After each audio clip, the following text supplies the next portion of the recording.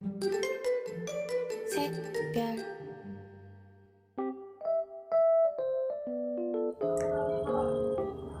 Assalamualaikum warahmatullahi wabarakatuh.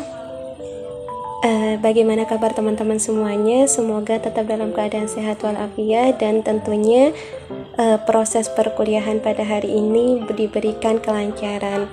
Nah, di sini saya atas nama Hairun Najah akan mempresentasikan makalah psikologi bermain, yaitu mengenai faktor yang berperan dalam kegiatan bermain anak. Nah, di sini saya tidak sendirian, saya ditemani oleh rekan saya, yaitu ada Mbak Yasmin Paharina dengan NIM 18070161162.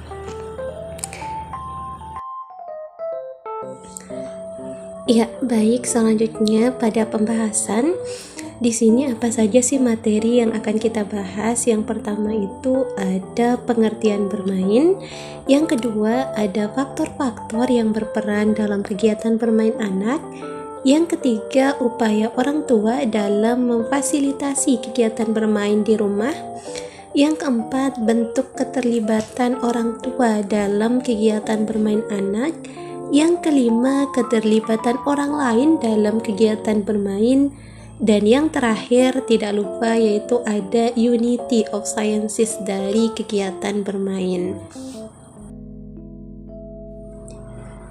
Ya, selanjutnya di sini saya akan membahas mengenai pengertian bermain atau definisi bermain. Bermain atau play merupakan istilah yang digunakan secara bebas. Artinya yaitu mungkin arti yang paling tepat ialah setiap kegiatan yang dilakukan untuk kesenangan yang ditimbulkannya, tanpa mempertimbangkan hasil akhir. Bermain dilakukan secara sukarela dan tidak ada paksaan ataupun juga tekanan dari luar. Sedangkan menurut Piaget, beliau menjelaskan bahwa bermain terdiri atas tanggapan yang diulang, sekedar untuk kesenangan fungsional. Sedangkan menurut Bethel, kegiatan bermain adalah kegiatan yang tidak mempunyai peraturan lain kecuali yang ditetapkan pemain sendiri dan tidak ada hasil akhir yang dimaksudkan dalam realitas luar.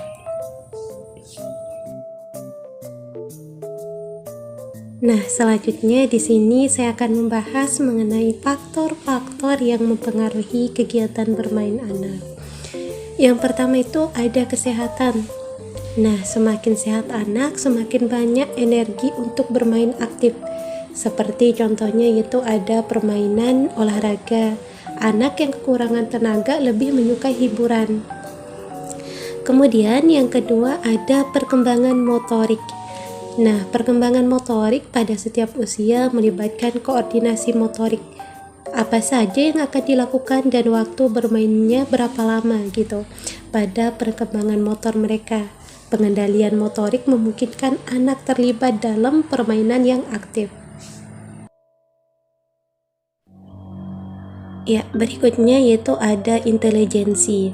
Usia anak yang pandai lebih aktif ketimbang yang kurang pandai, dan permainan mereka lebih menunjukkan kecerdikan. Dengan bertambahnya usia, mereka lebih menunjukkan perhatian dalam permainan kecerdasan, dramatik, konstruktif, dan membaca. Anak yang pandai menunjukkan keseimbangan perhatian, yaitu maksudnya di sini perhatian bermain yang lebih besar, termasuk upaya menyeimbangkan faktor fisik dan intelektual yang nyata. Kemudian ada jenis kelamin. Nah, anak laki-laki bermain lebih kasar ketimbang anak perempuan dan lebih menyukai permainan olahraga daripada berbagai jenis permainan lain.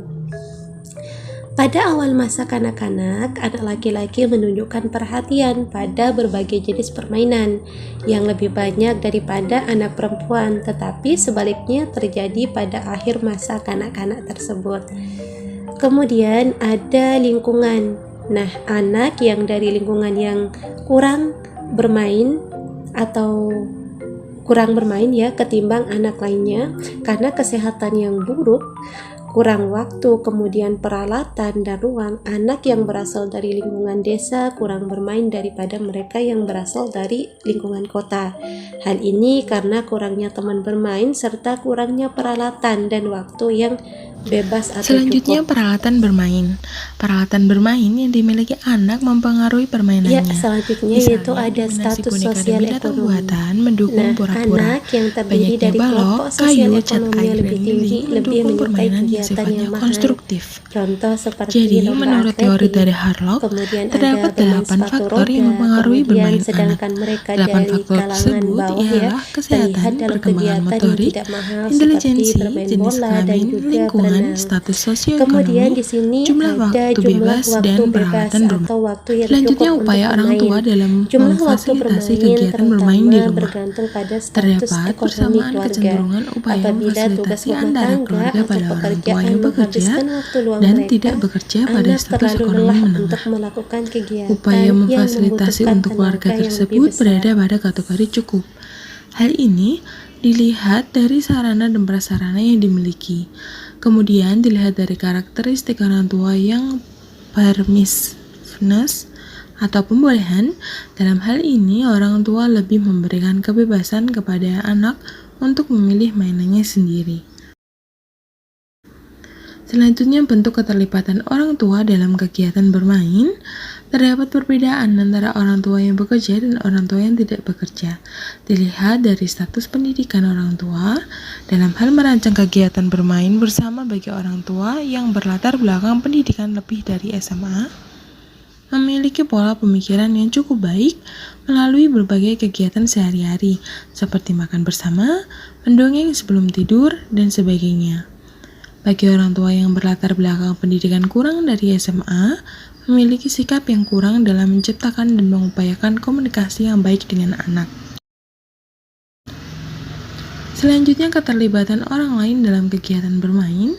Dalam penelitian ini, penulis menemukan bahwa keluarga kecil yang hanya terdiri dari orang tua dan anak, keterlibatan orang lain dalam bermain sangat minim, dan aktivitas kegiatan bermain hanya dilakukan oleh orang tua saja.